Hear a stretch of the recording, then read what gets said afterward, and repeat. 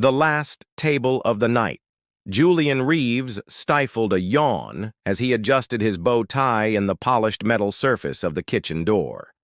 The Chicago skyline glittered beyond the floor-to-ceiling windows of Skyward, the most exclusive restaurant, on the 87th floor of the Apex Tower. 10 hours into his double shift, his feet ached in his polished Oxfords, but he couldn't afford to show fatigue. Not tonight. Table 19 is still waiting on their dessert wine pairing, said Thomas, the head server, his voice carrying a note of warning.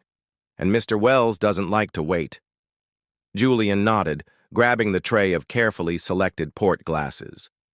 Harrison Wells, founder of Pinnacle Technologies and notorious for his exacting standards, had reserved the best table for his executive dinner. The man's reputation preceded him, brilliant, demanding, and utterly merciless to those who disappointed him. On it, Julian replied, straightening his shoulders.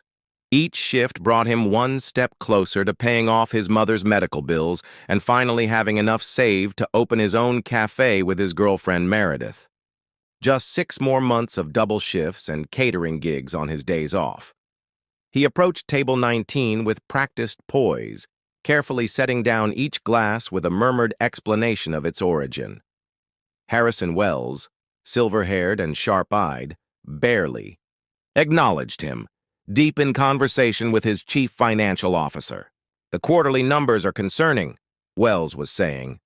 "Someone's head will roll for this mistake." Julian moved around the table, placing the final glass before a woman he hadn't noticed before. Unlike the others in power suits, she wore a simple but elegant black dress, her dark hair pulled back in a loose bun. She smiled at him, the first genuine smile he'd received all evening. "Thank you," she said quietly. As Julian turned to leave, disaster struck. The CFO gestured emphatically, his hand catching Julian's elbow. The tray tilted and the remaining port, a rare vintage worth more than Julian's weekly salary, splashed across Harrison Wells' pristine white shirt and custom suit. Time seemed to freeze. Conversation halted, every eye at the table fixed on the spreading stain. "I'm so sorry, sir," Julian said immediately, pulling out his serving cloth. "Don't touch me," Wells hissed, rising to his feet. His voice remained terrifyingly quiet but filled with cold fury. "Do you have any idea what you've done? This suit costs more than you make in a year." Julian stood frozen, acutely aware of the entire restaurant watching. "I sincerely apologize, Mr. Wells. I'll have the restaurant comp your entire meal and—" "As if that would make a difference," Wells cut him off. "Incompetence like yours shouldn't be tolerated in an establishment like this. Where's your manager? I want you fired. Tonight!" The woman in the black dress spoke up. "Harrison, it was clearly an accident. Your CFO bumped into him." Wells ignored her, his cold eyes locked on Julian. "People like you are a dime a dozen. Replaceable. Remember that." Julian's face burned with humiliation, but he maintained his professional composure. "Again, my sincere apologies, sir. I'll send the manager right over." As he retreated to the kitchen, he heard Wells continuing his tirade about standards and consequences. Julian's hands trembled slightly as he set down the tray. 6 years of perfect service, and now this. If he lost this job, everything he'd worked for would collapse. What Julian didn't notice was the woman in the black dress watching him with keen interest as he walked away, nor did he see her slip something into the leather check folder when it arrived at the table later that evening. A secret connection. Olivia Chen sipped her sparkling water, barely listening to Harrison Wells continue his tirade about incompetent service staff. Her mind was elsewhere, fixed on the waiter who had just left their table with his dignity remarkably intact despite her stepfather's verbal assault. There was something familiar about him, something in the gentle curve of his smile and the determined set of his shoulders. When the restaurant manager arrived, profusely apologizing and offering to comp the entire meal, Olivia excused herself to the restroom. In the elegant marble bathroom, she pulled out her phone and opened her text messages. She scrolled to her conversation with Meredith, her former college roommate. They had drifted apart over the years but occasionally exchanged updates. In the last photo Meredith had sent, nearly 6 months ago, she stood beaming beside a tall, handsome man with kind eyes. The caption read, "Me and Julian celebrating our 3rd anniversary at the lakefront." It was him, the same waiter her stepfather had just humiliated. Olivia leaned against the cool marble counter, memories flooding back. Meredith Walsh had been her saving grace during their tumultuous freshman year at Northwestern. While Olivia had wealth and privilege, Meredith had wisdom and resilience, working 3 jobs to put herself through college after losing both parents in a car accident.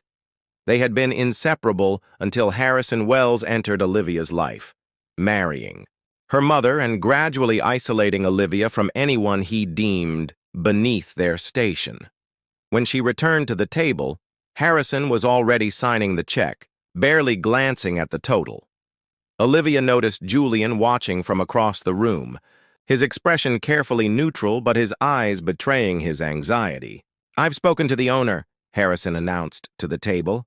"That server won't be employed here by morning." Olivia felt a surge of indignation. That seems excessive for an accident that wasn't even his fault. Harrison shot her a cold look. "When you've built something from nothing like I have, Olivia, you'll understand the importance of consequences. People need to learn their place." As the party gathered their things, Olivia hung back, ostensibly adjusting her shoe.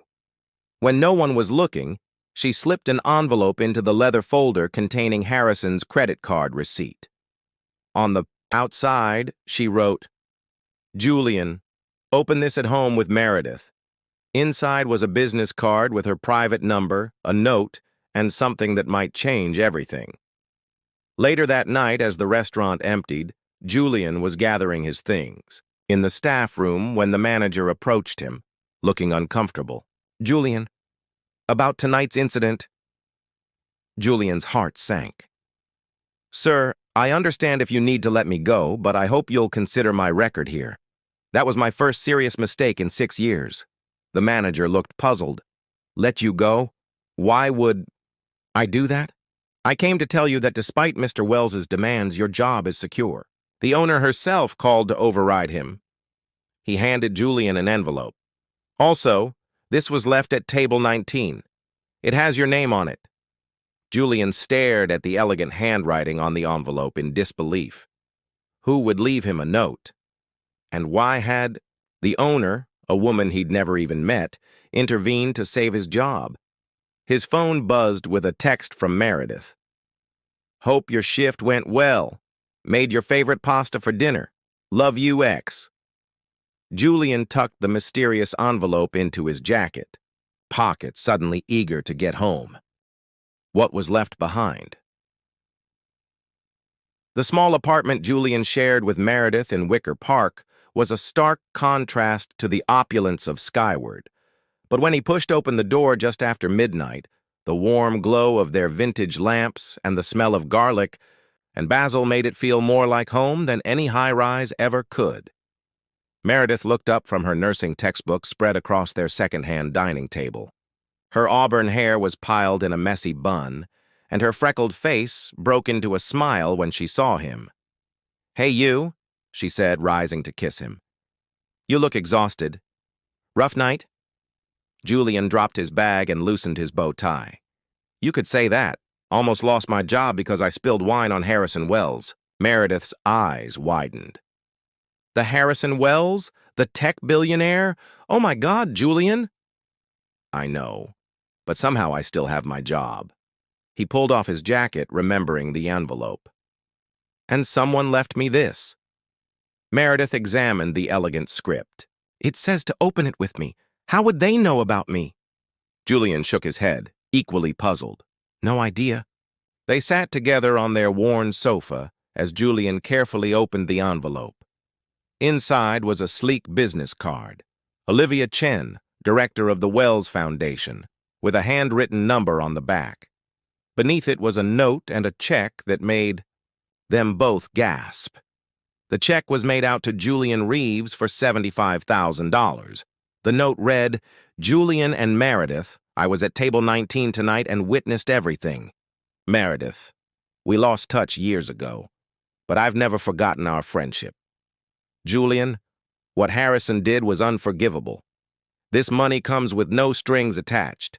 It's from my personal account, not his. Use it for the cafe you've been dreaming of. Call me when you're ready. Olivia, your old roommate, Mir."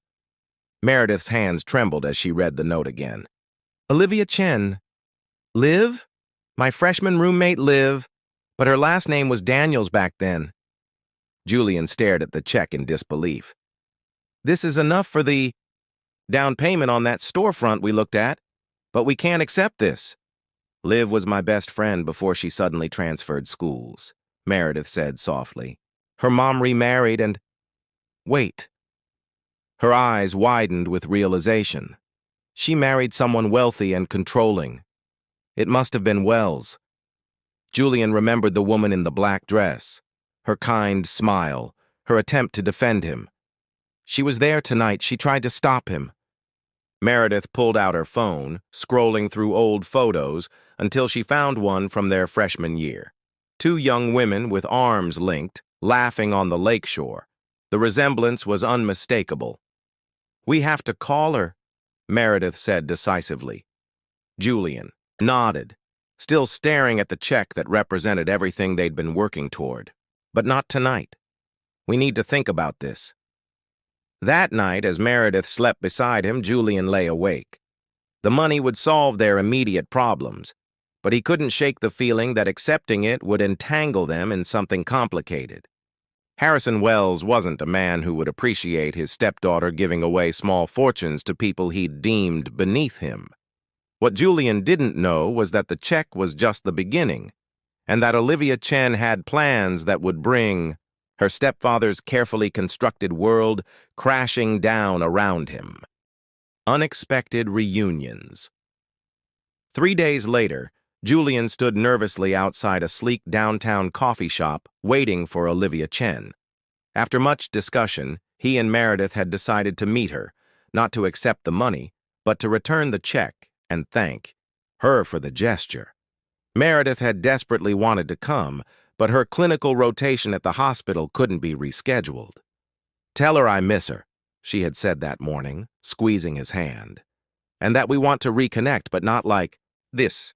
The door opened and Olivia emerged, dressed casually in jeans and a simple blouse, a stark contrast to her formal attire at the restaurant. Without the makeup and elegant dress, she looked younger, more like the girl in Meredith's old photos. Julian, she said warmly, extending her hand. Thank you for meeting me. They settled at a corner table, and Julian immediately placed the envelope on the table between them. Ms. Chen, Olivia, please. Olivia, Meredith and I are incredibly touched by your generosity, but we can't accept this. Olivia's expression didn't change. I thought you might say that. Meredith always was stubbornly independent. She smiled fondly. How is she? She's wonderful. Finishing nursing school in 6 months. Works at the hospital part-time. Julian paused. She misses you. She never understood why you disappeared.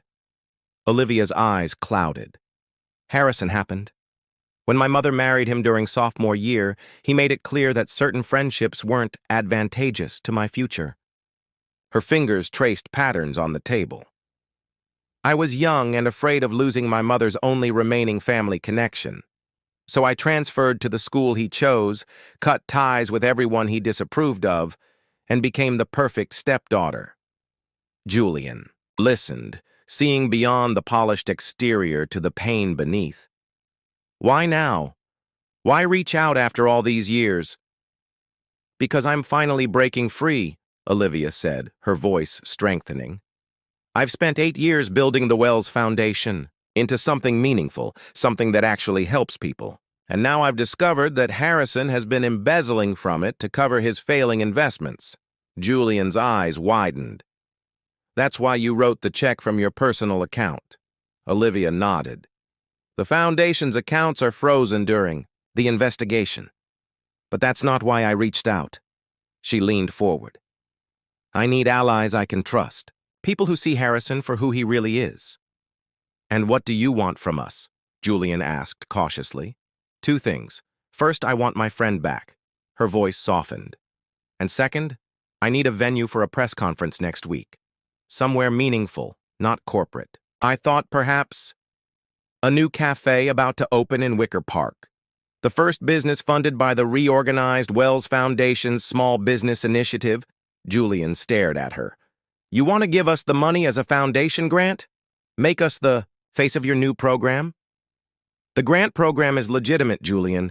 I've been developing it for years. Your cafe would simply be the first recipient.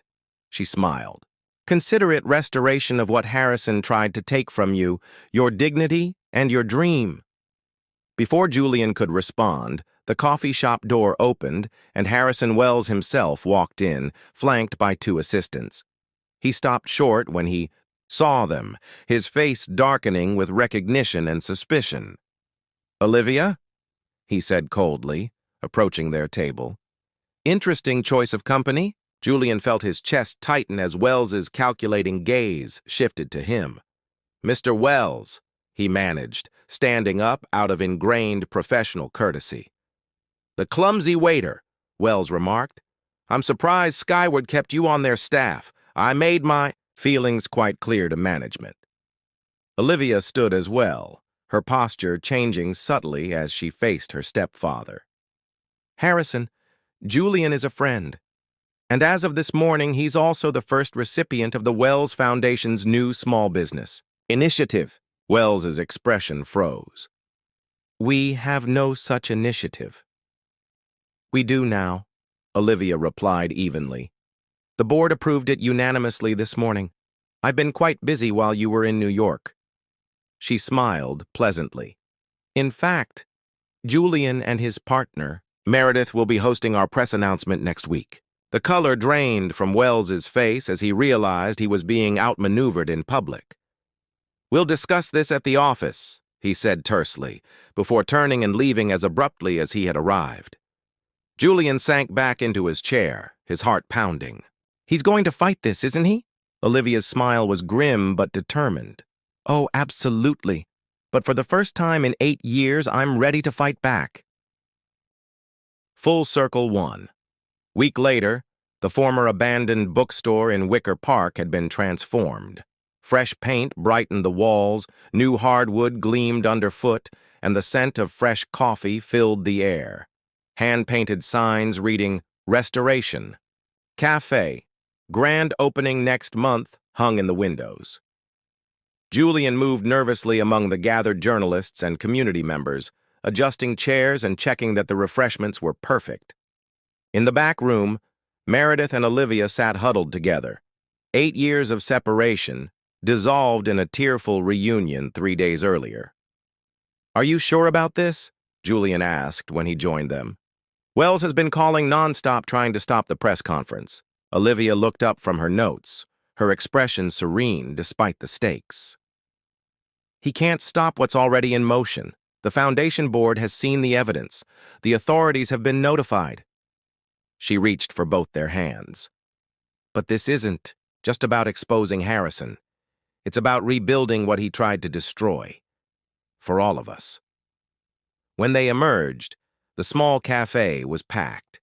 Cameras flashed as Olivia took her position at the podium, with Julian and Meredith standing supportively behind her. The assembled press fell silent, pens poised. Thank you all for coming today, Olivia began. 8 years ago, the Wells Foundation was established with a mission statement promising to elevate communities through strategic investment in human potential. Today, we're recommitting to that promise with our Small Business Initiative, which will provide grants to local entrepreneurs who demonstrate not just business acumen, but community commitment and personal integrity. She gestured to Julian and Meredith. Our first recipients embody these values perfectly. Julian Reeves and Meredith Walsh will open Restoration Cafe next month, a business born from their shared dream of creating a community space that celebrates second chances. What happened next was unexpected. The door opened, and Harrison, Wells himself entered, his expression unreadable as he surveyed the room. A murmur swept through the crowd as he made his way forward. Olivia faltered for just a moment before continuing with remarkable composure. As some of you may have heard, the Wells Foundation is currently undergoing significant restructuring following financial discrepancies that came to light recently.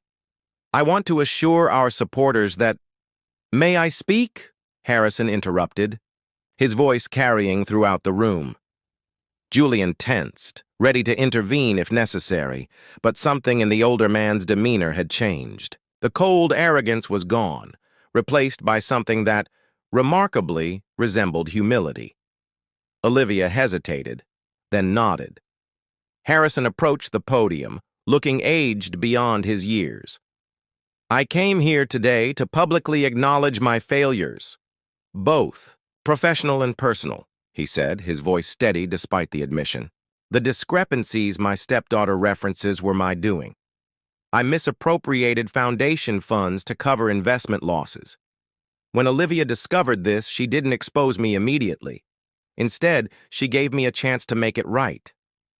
He paused. "I didn't take it." Shock rippled through the room. Journalists scribbled frantically. "I've spent my life believing that worth was measured by wealth and power," Harrison continued. "I judged people like Mr. Reeves here," he nodded toward Julian, "as beneath me, based on their occupation or background. Meanwhile, I was engaging in criminal behavior while they were working honestly for their dreams." He turned to Olivia. "I've tendered my resignation to the board. The foundation is yours now, as it always should have been. And I've transferred personal funds to fully restore what I took, plus a significant additional contribution to this new initiative." The press erupted with questions, but Harrison held up his hand. "One last thing." He faced Julian directly. "Mr. Reeves, I owe you a public apology for my behavior at Skyward. My treatment of you was inexcusable." Julian was speechless, but managed to nod his acceptance. As Harrison turned to leave, navigating through the astonished crowd, Olivia reclaimed the podium.